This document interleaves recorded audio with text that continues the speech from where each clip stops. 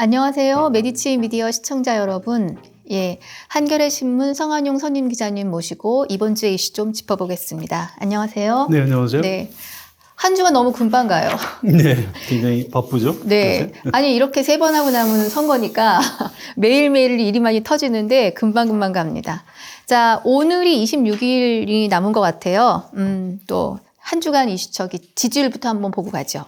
예, 오늘 오전에 그 한국갤럽, 네. 한국갤럽 조사의 장점은 매주 한다는 겁니다. 그래서 일단 뭐 어느 당이 몇 %다 이걸 보지 마시고요. 흐름을 이렇게 보시면 추이. 예, 그렇습니다. 일단 정당 지지도가 국민의힘이 여전히 높아요. 네. 이건 뭐 큰 변화가 없습니다. 그래서 국민의힘 37, 민주당 32, 조국 혁신당이 7. 근데 일주일 전에 6%였는데 약간 상승세. 네, 이게 오차범위 내라 별로 의미는 없습니다. 이게 정당 지지율인 거죠. 비례정당을 어디 꼽냐가 아니라. 그게 아니고 정당 지지도가 그렇고요. 이 한국갤럽에서 좀 특이하게 이 조국 혁신당에 대해서 해석을 좀 달았더라고요. 뭐라고 달았나요? 제3지대가 아니고 민주당에 연대하는 정당으로서의 지금 위상을 갖고 있다. 이런 얘기를 했고요. 40대, 50대의 핵심 지지 기반을 민주당하고 조국혁신당이 공유한답니다. 공유. 그러니까 이거는 뭐 응답자들 연령대 이런 걸 보면 알 수 있죠. 또 민주당을 지금 지지하는 사람들 3명 중에 1명, 네. 3분의 1은 비례대표 투표 때 조국 혁신당을 찍겠다. 이렇게 답변하고 있다는 거죠. 그래서 이게 그 최근에 민주당 지지도가 이렇게 쭉 떨어졌지 않습니까? 네, 네. 그게 이제 물론 공천 갈등 때문이기도 하지만 이게 이제 조국 혁신당이라는 대안이 생겼기 때문에 좀 빠지는 측면이 있다. 그래서 이거는 민주당 전체 지지층이 감소한 게 아니고 일종의 분화하는 현상으로 볼 수 있다. 한국갤럽에서 이런 설명자를 안 붙이는데요. 네. 좀 굉장히 좀 재밌게 봤습니다. 일주일 전에 국민의 미래가 이 국민의 미래 그럼 잘 이해가 안 가시죠? 이게 국민의힘의 위성정당입니다. 이게 37%를 찍겠다 그래서 37%가 국민의 미래를 찍겠다 이렇게 보수 쪽 유권자들이 답변했는데 이번에 이게 34로 빠졌어요. 또 더불어민주연합, 민주당 쪽은 25%였는데 이번에 24로 조금 빠졌고요. 또 묘한 게 개혁신당, 이준석 대표의 개혁신당을 비례대표 투표하겠다. 이 사람들이 5%였는데 4%로 조금 빠졌어요. 아주 묘하죠. 그래서 국민의 미래에서 한 3%포인트 빠지고 민주당 쪽에서 조금 빠지고 개혁신당 쪽에서 조금 빠지고 대신 그게 다 조국 혁신당 쪽으로 왔습니다. 일주일 전에 15%였는데요. 이번 주에는 19% 정도로 올라왔어요. 19%면 이게 만약에 실제표로 연결되는 순간 비례의석 수는 10석이 아니라 거의 아닙니다. 그건 이제 비례의석 수가 지금 46석이니까요. 네네. 뭐 한 10석 되겠네요. 19%가 돼야. 이게 20% 잡으면은 뭐 한 5분의 1 되는 거니까요. 10석 정도 된다고 봐야죠. 그래서 이게 어쨌든 현재까지도 조국 혁신당이 그 상승세다. 파죽지세네요. 파죽지세라고 하기에는 좀 완만한 상승세라고 보는 게 맞을 것 같아요. 그러니까 파죽지세는 초기에 파죽지세였고 지금은 아직도 상승세를 멈추지 않고 있다. 이렇게 봐야 근데 것 같습니다. 보수 중도 민주당 어쨌든 조금씩 다 가져가고 있는. 좀 이유는 다른 것 같아요. 이를테면 국민의힘 위성정당이 국민의 미래를 찍지 않겠다고 좀 이게 빠진 거는 아마 그 국방부 장관이 그 오스트레일리아로 출국한 이런 사건. 도주대사. 뭐 이런 거하고 좀 관련이 있는 것 같습니다. 그래서 이건 실망. 이건 뭐 좀 이따가 다시 이제 원상복구된다고 보는 게 맞는 거고요. 일단 민주당하고 개혁신당 쪽에서 조국 혁신당 쪽으로 조금 그 표를 빼앗기고 있는 국면이다. 이렇게 보면 맞을 것 같습니다. 근데 더불어 지금 당원이 10만 명 돌파했다면서요? 어저께? 어제 10만 명 돌파했다고. 이거 성적표 좋은 건가요? 굉장히 좋은 거죠. 3월 7일 날 등록을 했는데 이게 한 8일 만에 이렇게 늘어난 거니까요. 사실 뭐 이 정도는 뭐 예측이 됐습니다. 이게 2019년에 네. 조국 사태 때 광화문에 좀 보수 성향 또 약간 중도 보수 성향 유권자들이 많이 나와서 이제 광화문 집회를 했는데 그때 그 서초동 집회가 있었어요. 그렇죠. 그래서 검찰청 앞에서. 그렇습니다. 저도 그때 취재를 가고 그랬는데 거기를 가보면 또 조국을 지키자 예. 뭐 이제 이런 구호를 외치면서 촛불 집회를 했던 분들이 있습니다. 그 서초동 촛불 집회했던 분들이 어디 가는 게 아니에요. 네. 그래서 당원 10만은 그 세력을 생각을 하면 뭐 그렇게 아직 뭐 놀라운 숫자는 맞아요. 아닙니다. 그래서 거기 훨씬 많았던 걸로 기억합니다. 그렇습니다. 그래서 물론 여기서 민주당을 과연 넘어설 것이냐 이건 이제 쉽진 않아요. 이거는 네. 좀 또 봐야 되는데 아무튼 현재로서는 굉장히 이 포지셔닝이 좋은 것 같아요. 윤석열 정권 3년은 너무 길다. 이게 구호거든요. 아유, 간결하고 분명해요. 3년은 너무 길다. 그러니까 윤석열 정권 끌어내리자 이제 이 얘기죠. 그래서 예, 이게 현 정권에서 좀 반성을 해야 돼요. 우리는 그냥 법대로 하는 거다. 우리는 그 법조인들 검사 출신이기 때문에 대통령이나 한동훈 위원장이 이제 우리 법대로다 이렇게 하는데 일반 국민들이 받아들이기에는 네. 그게 아니고 이거 검사 정권 아니냐. 네. 너무 막 휘두르는 거 아니냐. 조국 교수 뭐 문제가 있다고 하지만 피해자 아니냐. 네. 검찰 정권의 피해자 아니냐. 그래서 이제 현 그 검사 정권, 검찰 정권을 물리치기 위해서 조국 혁신당 같은 정당이 필요한 거 아니냐. 이렇게 공감하는 우리 유권자들이 상당히 있다는 겁니다. 그래서 이건 뭐, 이를테면 현 정권이나 뭐 조선일보 이런 데서는 싫어하겠죠. 근데 그쪽에서도 좀 놓친 부분일 거예요. 이걸 뭐 그쪽에서 그 신문 제목에 뭐 허를 찔렸다 이런 표현 쓰던데. 네. 조선일보에서 작은 제목으로 국민의힘에서 허를 찔렸다 이렇게 썼던데 이게 허를 찔린 게 국민의힘이 아니고 조선일보가 허를 찔린 건지도 모르겠습니다. 네. 조국 혁신당 관련해서 한 가지 더 궁금한 게 이제 아까 갑자기 생겼는데 제가 이거 시작하기 전에 보고 온 뉴스가 민주당과 합당하지 않겠다. 뭐 질문에 대한 답이겠지만 이제 조국 대표가 아예 그 말을 했고 어제 일부 매체에서 지역구 출마 후보를 내는 거에 대한 것을 뭐 검토하고 있다. 내부에서도 고민 중이다. 자, 요 언어 때문에 바깥에서 그냥 얘기하고 싶은 사람께 좀 시끄러워요. 벌써 겸손을 잃었다부터 조 대표가 민주당 본진하고 지역구 출마 안 하겠다고 그랬는데 뭐 왜 그러냐 만바뀌냐 이런 식의 비판이 벌써 나오는 거죠. 그러니까 그 사람들은 무슨 생각인지 모르는데 밖에서 먼저 지금 떠들고 있어요. 가능성 있다고 보셔요? 그 투집 잡는 거죠. 그게 이제 아까 그 한국갤럽 분석 말씀드렸듯이 예. 이게 이제 민주당 세력의 일종의 분화로 보는데 여기 싸움을 붙여서 아예 좀 분란이 일어나게 분란을 일으키게 하는 의도가 있는 거고요. 조국 교수가 명확히 얘기했어요. 우린 지역구 후보 안 된다, 안 낸다 이렇게 했고요. 지민 비조, 네. 최근에 비조 지민 이렇게 바꿨더라고요. 네. 이런 얘기를 하고 있고 그런데 이제 민주당 쪽이 조금 난감해요. 지금 이재명 대표를 지지하는 유권자들이 모여 있는 사이트 이런 데 가보면 몰빵론 계속 얘기를 하고 있습니다.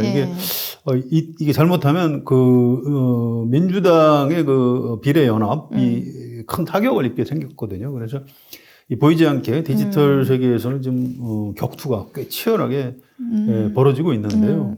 아무튼 민주당으로서는 제가 지난주에도 말씀드렸지만 양면이 있어요. 그 공천파동 때문에 좀 등을 돌렸던 사람들이 조국 혁신당이 방파제 역할을 해주니까 이 사람들이 어쨌든 투표장에 나오면은 지역구는 민주당을 찍을 가능성이 높죠. 그래서 고마운 측면이 있고 또 비례대표에서 뺏어가니까 좀 아쉬운 측면이 있고 이 균형점이 이제 어느 정도인지 모르겠는데요.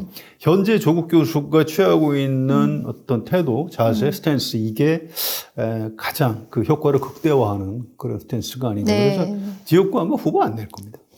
저 갑자기 우리 김보엽 대변인이 품격 있는 대변을 하겠다고 하셨는데 이게 싸움이라는 게 손바닥이 마주쳐야 나는 거잖아요. 소리가. 그래서 잘 좀 대응하셔서 일부러 분탕질하려는 사람들이 있다면 잘 막았으면 좋겠다는 생각이 좀 났습니다. 자, 지금 공천이 사실상 선거가 30일도 안 남았는데 뭐 다시 공천 물리는 경우가 등장하면서 끝나도 끝난 게 아니에요. 유권자 입장에서 도대체 우리 지역 공천 언제 확정되는 거야. 이런 지역 몇 군데 있을 것 같은데 왜 이렇게 좀 심각합니까? 양쪽 다 만만치 않아요? 이게 이제 과거보다 이제 민감해진 거예요. 네. 여야 정당이 전부 다 이번에 민심이 간단치 않다 이런 생각을 하면서 좀 문제가 되는 후보들을 막 목을 치고 있는 겁니다. 네, 그래서 네. 일단 후보 등록이 21일하고 22일이거든요. 네, 그러니까 그때까지는 몇 사람이 더 날아갈지 지금 알 수가 없어요. 지금 SNS 옛날에 쓴 글 같은 네, 거를 막 이미 이제 사람들이 막 지우고 있는데 이미 캡처가 많이 됐어요. 그럼요. 아이고, 어떤 세상인데. 그 수사대, 디지털 수사대 실력이 보통이 아닙니다. 그래서 몇 사람 더 날아갈 가능성이 있다는 거고요. 근데 국힘 쪽부터 한번 우리 성 기자님이 솔직히 이거 실수라고 하기에는 결국은 그 사람이 갖고 있는 인식이 다 그대로 드러나는 거 아니냐 하는 심각한 사건들이 좀 벌어지고 있다는 생각이 들거든요. 아무튼 그 사전 검증에 실패한 거는 사실은 여야가 다 마찬가지예요. 네, 뭐 네. 민주당도 할 말이 없는 거고요. 네. 최근에 벌어지는 장면을 보면서 정치를 하고 싶은 사람은 페이스북이나 유튜브 이런 걸 아예 안 하는 게 좋겠다는 생각도 좀 들고요. 그거 안 하면 근데 또 정치 힘들다고 얘기하실 것 같아요. 그러니까 양면이 있는 거죠. 네. 아니면 반대로 페이스북이나 유튜브를 통해서 그냥 자기 하고 싶은 말 평소에 하고 싶은 생각, 하고 싶은 말 이거 다 하고 이렇게 자유로운 영혼으로 사는 분들은 정치 안 하시는 게 좋을 것 같습니다. 그래서 꼭 그렇게 권고드리고 싶고요. 이게 예. 심지어 후보 등록 이후에도 결정적인 게 나오면 후보를 날릴 수가 있어요. 그쵸. 정당 입장에서는 차라리 죄송합니다. 저희 이 지역구는 이번에 후보 안 내겠습니다. 뭐 이런 식으로 정리하는 게 더 나을 수가 있습니다. 그래서 과거에 네, 네. 내가 무슨 말을 했고 무슨 글을 썼는지 디지털은 다 알고 있습니다. 네. 그래서 굉장히 좀 과거하고는 다른 양상이고요. 일단 국민의힘에는 그 도태우 변호사, 대구 충남이죠. 네. 이분은 결국 날라갔습니다. 네, 네. 그래서 이 뭐 내용까지 별로 전해드리고 싶지는 않고요. 예. 거론하고 싶지도 않습니다. 그다음에 그 조수연 변호사라고요. 이분도 대전 서구갑 국회의원인데 아슬아슬해요. 이게 이분도 지금 국민의힘에서 어떻게 처리할지 잘 모르겠습니다. 우리 옛날 일제 강점기 때 국민이 더 행복했던 거 아닐까 하면서 이제 그 당시 그 봉건적 조선 지배에 대해서 굉장히 비판적인 얘기를 이렇게 썼어요. 그래서 이게 근데 문제는 이것뿐만 아니고 뭐가 더 있을 겁니다. 네, 원래 네. 이렇게 얘기하는 사람들은 항상 뭐 여러 가지 얘기를 하거든요. 일관성을 갖고 얘기하시는 거라고 저는 생각이 돼요. 그렇죠. 사람이 자기 머릿속에 있는 생각을 그대로 말로 하고 글로 쓰는 네. 거고요. 또 장해찬 예. 최고위원이 있는데 이분도 뭐 계속 나오더라고요. 이거는 좀, 이 인터넷 수사대에서 좀 노린 것 같아요. 그래서 이미 다 캡처해 놓은 것 같고요. 네, 네. 뭐 영어로 욕설을 한 게 있고, 뭐 이것저것, 막 계속, 나오고 있습니다. 뭐 난교 뭐 이런 표현은, 그건 그 단어 자체가 자극적이지만, 그거 말고 또 맥락상 좀 용서하기 어려운 표현들이 좀 더 나올 네, 것 같아요. 네. 그래서 이 장해찬 전 최고위원은 윤석열 대통령하고 김건희 여사가 그 굉장히 신임을 하는 젊은 정치인으로 알려져 있는데, 과연 끝까지 목숨을 부지할 수 있을지 굉장히 저도 그러니까요. 좀 궁금합니다. 아, 네. 자, 민주당 쪽도 민주당은 일단 드러난 분도 이분도 발빠르게 대처를 했어요. 발 늦게 대처했죠. 그런 건가요? 이 정도만 해도 빠른 것 같은데. 아니 사전 검증을 해서 걸렀어야 되는데 이게 사실은 이 정치인들이나 저처럼 좀 오래된 정치부 기자들은 좀 알거든요. 그쵸, 알죠. 정봉주 전 의원이 네. 얼마나 자유로운 영혼으로 살았는지 이게 반드시 문제가 될 거다. 역시 문제가 됐습니다. 그래서 DMZ 발목줄에 밟는 사람한테 목발 하나씩 경품으로 줘야 된다. 이건 아무리 그러니까 농담이라고 해도 절대로 해서는 안 되는 농담이고요. 이걸 당사자한테 해명했다고 이렇게 사과했다고 해명을 했는데 이거 자체가 민주당에서 보기에는 거짓 해명인 걸로 판정을 해서 날렸는데요. 사실은 이거 아니었어도 다른 게 더 나왔을 가능성이 있습니다. 그래서 이혼 전에 부부싸움하면서 이제 부인을 이렇게 폭행한 그래서 벌금형을 받은 그런 사건도 있었고요. 그래서 이거는 좀 민주당에서 신속하게 정리한 게 아주 잘한 것 같아요. 정치 이제 아무나 못합니다. 어떻게 보면 잘 된 거 아닌가요? 네, 좋아지고 있어요. 예, 네. 이렇게 해서 전반적으로 정치인들의 어떤 그 질적 관리는 향상되는 네. 측면이 있는 거죠. 민주당의 비례공천 쪽에서는 아직 논란되는 인물들이 좀 있죠. 이의제기도 하고 청각장애인 유튜버 박은수 씨나 군 인권센터 임태훈 소장 이것도 어떻게 될지 좀 봐야 되는 건가요? 예, 근데 이거는 네. 어떤 차이가 있냐면요. 네, 네. 이런 겁니다. 그러니까 정당에서 공천을 할 때는 어떤 그 정당의 가치관과 이런 것도 중요하지만 또 당선 가능성을 봐야 되거든요. 네, 그래서 그렇죠. 이렇게 공천을 했을 때 이 사람 과연 당선 표가 되는지 안 되는지 또 비례대표 후보에 이 사람을 집어넣었을 경우에 정당 투표할 때 우리한테 유리한지 불리한지 이런 걸 따지게 돼 있고요. 네, 그래서 네. 정무적인 판단을 하는 겁니다. 그래서 이게 비례대표 공천을 할 때 말도 안 되는 인물을 집어넣었다. 공천을 했다. 그러면은 이건 비난 가능성이 굉장히 높은데 어떤 인물들은 우리 사정이 있어서 공천을 안 줬다라고 정당에서 설명을 하면 그 뭐라고 항의를 하기가 좀 어렵게 돼 있어요. 왜냐하면 각 분야 모든 직역의 사람들을 다 비례대표 공천을 할 수는 없는 거거든요. 그래서 뭐 우선순위에서 네. 뭐 이번에 이 분야는 저희가 비례대표 저 공천을 못했습니다. 이렇게 얘기하면 뭐 더 이상 할 말이 없는 거죠. 그래서 그 청각장애인 유튜버 박은수 씨, 그다음에 군인권센터 소장 임태훈 씨 이런 분들이 일단 비례대표 저는 민주당 정도면은 공천을 해줬으면 좋겠다 이런 생각을 했는데 좀 안 안타까워요. 됐어요. 굉장히 안타까워요. 네, 네. 그런데 또 임태훈 소장은 이 문제를 갖고 지금 잘못하면 그 시민사회하고 비례대표 정당 연대 자체가 깨지게 생겼습니다. 다시 추천했다면서요. 했는데 네, 또 안 거절했어요. 받았다. 그러니까 이제 이 시민사회에서 추천하는 위원회가 10명쯤 되는데 이분들이 사퇴하겠다.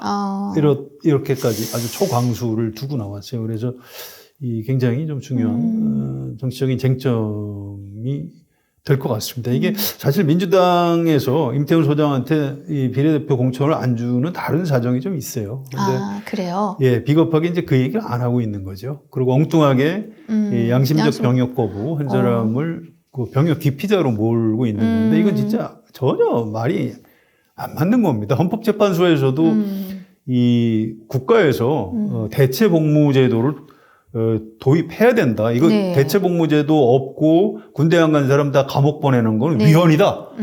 이렇게 한 거예요. 그래서 헌법재판소 결정 이후에 대체 복무 제도가 생겼습니다. 그렇죠. 생겼죠. 지금 그래서 이제 뭐 종교적인 이유나 이런 걸로 해서 그걸 포괄적으로 양심적 병역 거부자라고 하는데요. 이 제도가 우리나라에 도입돼 있어요. 근데 이분은 또 사면까지 받아서 임태훈 소장은 이 제도를 도입하게 만든 공로자입니다. 공로자. 물론 그때 본인이 군대에 가야 될 때는 그런 제도가 없어서 감옥살이를 했어요. 그래서 이걸 가지고 병역 기피라고 해서 공천을 안 준다? 이건 좀 앞뒤가. 그럼 무슨 사연인지 얘기를 할 수밖에 없지 않나? 결국은 나올 겁니다. 근데 이제 이건 당사자 문제가 있고 그러니까 조금만 더 지켜보시죠. 네, 알겠습니다.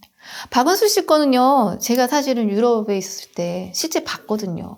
그리고 저는 이 장애인분들의 사진전은요, 이제 이런 부분도 있지만 노출 사진 더 심하게 아주 활발하게 찍힌 사진도 봤고, 실제 생활에서 노동하는 사진을 또 찍어서, 그러니까 뭐 팔이 없거나, 뭐 다리가 없거나, 전문 지식에도 계시고, 또 우리가 상상할 수 없는 정말, 이걸 할 수 있어 하는 부분에서 일을 하시는 분들, 뇌성마비 장애자분들도 그렇고, 그런 사진전도 거리에서도 굉장히 많이 열리고 그러거든요.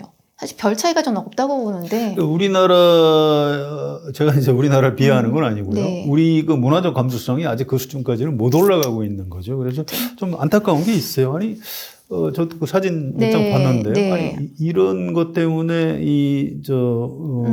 민주당이 못할까? 그러니까요. 라는 좀 아쉬움 같은 게 좀 있어요. 아쉽습니다. 하여튼 뭐 어떻게 되는지 좀 지켜보고. 근데 지금 저는 이게 공천, 그러니까 후보자들, 선거에 나갈 선수들을 얘기했는데 지금 저희가 당 지지율도 보잖아요. 그리고 대통령 지지율도 보고. 그리고 뭐 오늘 한겨레 일면도 20회에 들어가는 대통령의 민심 토론인가요? 사실 정보 여당이 굉장히 유리한 고지에서 선거를 치르는 건 뭐 어느 정부나 마찬가지인데 지금 정보 여당 하는 거 보면은 좀 너무 오만하지 않나. 뭘 믿고 저러나.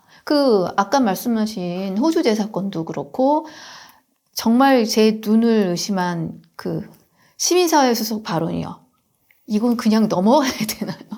아니, 총선을 앞두고 어떻게 그런 말들을 그렇게 훅훅 던질 수 있는지. 근데 이제 원래 그런 사람들이란 인식이 좀 있다 보니까 우리 국민이 많이 봐주시는 것 같아요. 둔감하다? 아, 진짜. 원래 그런 사람들이다. 이렇게 넘어가주는 측면이 있는 거죠. 안타까운데 아무튼 이 국민의힘 안에 수도권 출마자들이 이 얘기들을 하고 있습니다. 그래서 우리 이름 선거에서 다 진다. 제발 좀 도와줘. 얘기를 하고 있는데 예. 이게 윤석열 대통령 생각은 전혀 다른 것 같아요. 이걸 인정을 하고 물러설 경우에 정치적인 문제나 뭐 대통령으로서의 체면 문제가 아니고 나중에 이 형사법적 어떤 책임 문제까지도 생각을 하는 것 같아요. 그래서 지금 완강하게 버티고 있는 걸로 추정이 되고요. 이 황상무 수석 경우에는 이게 이제 시청자분들 잘 아시려나? 출신인데 네, 말씀 좀 해주세요.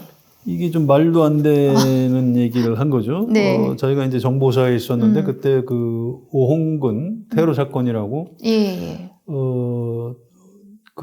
기자가 칼럼을 쓰는데 이제 군에 대해서 좀 안 좋은 얘기를 썼다는 이유로 이제 정보사 간부들이 가서 좀 테러를 했죠. 좀 손 좀 봐라 해서 이제 흉기를 가지고 가서 테러를 한 굉장히 유명한 사건입니다. 그런데 이 얘기를 언론인 출신인 황상무 수석이 했다는 것 자체가 잘 믿어지질 않는데 그것도 MBC를 향해서 잘 들어.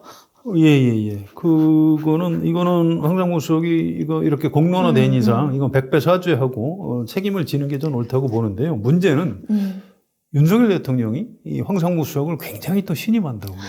그래서 뭐 계속 그렇게 버티면 이제 대통령에게 비호감 지수는 올라가고 국민의힘 지지도가 떨어질 텐데 어디까지 버틸 수 있을지 좀 궁금합니다. 아이고. 좀 지켜보겠습니다. 게임에서 실수만 안 해도 이긴다는 소리가 들리던데 지금 딱 이 경우 이건 실수라고 하기도 저는 정말 이렇게 분노를 금할 수 없었습니다. 아까 오전 내내 어제 밤부터 현장 기자이신 눈으로 본 5대 격전지 해주셨어요. 근데 제가 이번에는 이제 선거가 더 많이 가까우니까 이게 우리가 농담으로 얘기하잖아요. 잘 모르는 가슴속 하나 밑에 더 생각을 갖고 있는 충청도 민심. 그리고 사실 여기가 제가 듣기로는 선거 초반부터 충청도 위험하다는 얘기가 엄청 나왔었거든요. 마음 많이 돌아섰다. 근데 이게 특히 지난번 선거에서 민주당이 원래도 절대 압도적으로 이겼기 때문에 충청도도 20석에서 굉장히 많이 가져갔잖아요. 근데 지금 분위기가 어떤지 좀 궁금해요. 충청도의 표를 얻지 못하면 정권을 잡기 어렵죠. 옛날에 김영삼 대통령도 그랬고, 김대중 대통령도 그랬고, 또 노무현 대통령도 뭐 행정수도 이전 이런 걸로 충청 표심을 잡아서 집권을 했죠. 근데 이거는 이렇게 보시면 돼요. 8년 전에 이를테면 대전, 세종, 충남, 충북 의석을 다 합치면 8년 전에 122대 121로 민주당이 한 석 이겼던 선거가 있습니다. 새누리당한테 한 석 이겼던. 8년 전 선거에서 충청도 의석이 12대 14로 비슷하게 나왔어요. 그러니까 무소속 출마했던 이해찬 의원 포함하면 13대 14. 뭐 거의 비슷했죠. 이게 충청도 민심이에요, 사실은. 그런데 4년 전에. 그쵸, 4년 전에. 는 20대 8. 잘 믿어지지 않으시죠? 그쵸, 저도요. 깜짝 놀랐어요. 충청도 민심이 이렇게까지. 아무튼 그때 4년 전에는 이제 그렇게 됐습니다. 그런데 그게 이제 4년 전 얘기고요. 2년 전 대선 때, 2년 전 대선 때는 또 반대로 세종은 인구가 얼마 안 됩니다. 거기에서만 이재명 후보가 이겼고, 대전, 충남, 충북에서 다 윤석열 후보가 이겼고요. 그것도 꽤 큰 격차로 50대 45. 세 지역이 다 비슷합니다. 그래서 압승을 거뒀습니다. 이게 왜 그런지 저도 궁금해서 여러 군데다 물어보고 다녔는데 충청도 유권자들이 윤석열 후보한테 좀 동질감을 느꼈다고 그래요. 우리 충청도 사람이다. 아버지 선친 돌아가신 분이죠. 윤기준 교수가 이 파평윤 씨인데 이 논산에 파평윤 씨 집성촌이 있습니다. 그래서 이게 이제 충청도가 옛날부터 좀 충청도 출신 대통령이 별로 없다 보니까 네네. 이렇게 좀 대선 후보들 중에 좀 있어 보이는 사람들 쪽으로 자꾸 연고를 찾아요. 그래서 네네. 박근혜 후보가 대선에 나왔을 때 제가 충청도에 출장을 간 적이 있는데 박근혜 후보를 거의 뭐 충청도 사람처럼 자꾸 얘기를 하더라고요. 그래서 그게 왜 그러냐 그랬더니 일단 그 박근혜 후보의 그 어머니 유경수 여사 이분이 이제 충북 뭐 보은옥천 정동 이쪽이고요. 그거보다도 박정희 대통령이 그 아산의 현충사에 자주 왔다. 뭐 이런. 예. 그래서 아니 그게 충청도하고 무슨 관계가 있냐 그랬더니 11.6 나기 직전에 마지막으로 온 행사가 삽교천 행사였는데 이제 그것도 이제 충청도였다. 뭐 이런 뭐 약간 좀 근거가 좀 약한 걸 가지고도 자꾸 이제 얘기를 하더라고요. 연관성을 찾으신다. 예, 이게 이제 충청도에서 김종필 총재는 이제 굉장히 큰 정치인이지만 대선 대통령급은 아니었거든요. 그래서 일단 큰 인물에 대한 갈증이 있고 이제 그렇다 보니까 이렇게 윤석열 후보가 나타났을 때, 저 사람은 우리 충청도다. 뭐 이런 바람이 좀 불었다고 합니다. 네. 이게 이제 이 충청도 분들 기분 나쁘실 수도 있는데, 저도 이제 거기서 어릴 때 좀 잘하는 사람이기 때문에 좀 용서를 해 주시고. 네. 아무튼 이번에는 지난번 4년 전에 민주당이 너무 많이 이겼기 때문에 충청도에서는 민주당이 지난번처럼 이기기는 힘들다. 어려울 것이다. 그러니까 얼마나 뺏기냐의 문제네요. 그렇습니다.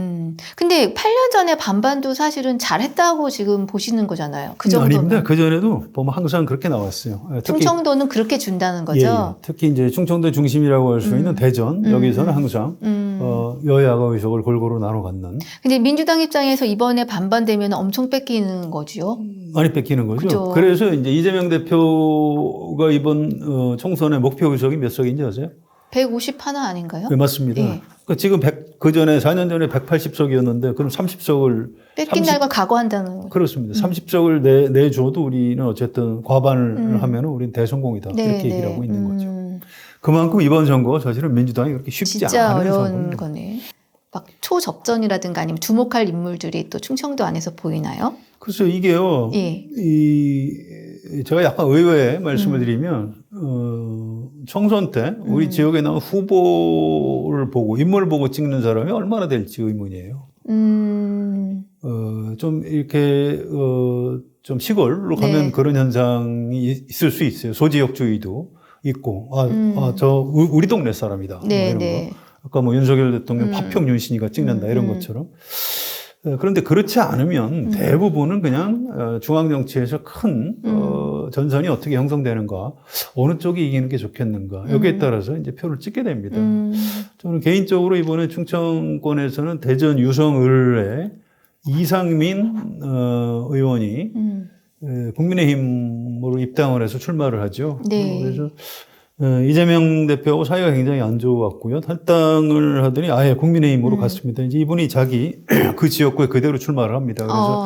그래서 국민의힘에서 그 지역에 그대로 출마를 시키는 걸 보니까 국민의힘에서는 별로 후보를 낼 만한 사람이 없었다 이런 생각도 들고요. 또 무슨 귀순 용사 대접하듯이 그냥 그 지역에 나가서 민주당하고 싸워봐라 뭐 이렇게 공천을 했는데 거기에 민주당에서 황정아 박사라고 좀 여성, 엘리트. 거기가 대덕이 있으니까.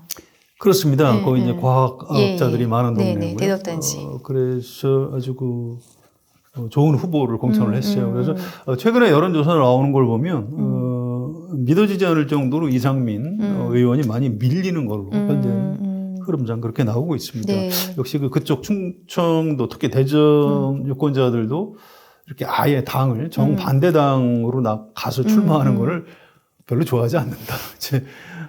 이런 느낌이 있는데요. 네, 실제 결과가 어떻게 나올지 저도 개인적으로 좀 굉장히 좀 궁금한 대목입니다. 아버지 기일이 다가오는데 선산이 충청도에 있어서 엄마한테 물어봐야겠네요. 거기 분위기가 어떤지. 물어보셔도 잘 모를 거예요. 이렇게 뭐 잘 얘기를 안 하고. 맞아요. 여론조사하면 제일 항상 많이 틀리는 데가 충청권이라고 합니다. 어쨌든 충청도 선거는 지난번 선거에서 안전히 압승했던 민주당이 얼마나 덜 뺏기느냐. 이게 관전 포인트고 사실은 그 결과가 이재명 대표가 생각하는 일단 과반만 넘기자라는 목표에서 그 뺏기는 숫자를 얼마큼 줄이느냐에 따라서는 다른 선거가 조금 편해질 수도 있는 굉장히 중요한 지역이네요. 충청도의 양측의 경쟁이 굉장히 심각할 거로 좀 보이네요. 네, 알겠습니다. 다음 주면은 이제 후보 등록이니까 진짜 공천은 다 끝나고 이제는 이제 본선에 들어가는 거네요. 네, 경기가 시작되는. 저희 유권자들은 뭐 어떤 관전 포인트 봐야 되죠? 글쎄요, 지금 그 뉴스 보시기 피곤하실 거예요. 예. 하루가 다르게 어떤 사람이 공천이 취소가 되고 뭐 이런 장면들이 과거보다 훨씬 더 이 총선 시기가 좀 빨리 돌아가고 있는 겁니다. 이렇게 복잡할수록 좀 정신 바짝 차리시고요. 네. 양심에 따라서 투표를 하시면 됩니다. 그럼요. 너무 휘둘리지 마시고요. 따라서 내가 갖고 있는 한 표 잘 지켜서 하는 걸로 하겠습니다. 예, 감사하고요. 또 성 기자님 다음 주에 뵙겠습니다. 네, 고맙습니다.